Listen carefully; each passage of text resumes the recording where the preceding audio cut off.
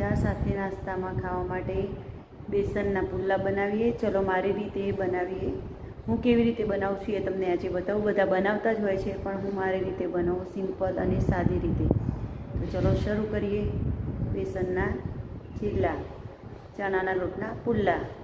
તો લસણ અને લીલા મરચાંને ક્રશ કરી લેવા. ચણાનો લોટ લેવો, એમાં લાલ મરચું, હળદર, ક્રશ કરેલા લસણ મરચાં, અજમો નાખવો, મીઠું નાખવું, થોડી હિંગ નાખવી અને પાણી નાખીને બરાબર મિક્સ કરીને થોડું થોડું પાણી નાખીને એનું મિશ્રણ તૈયાર કરવું.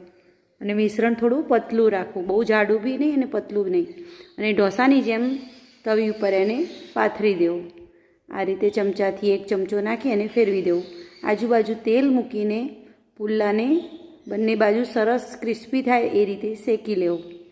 તૈયાર છે આપણો ચણાનો લોટનો પુલ્લો, અને એને આપણે ચા સાથે સર્વ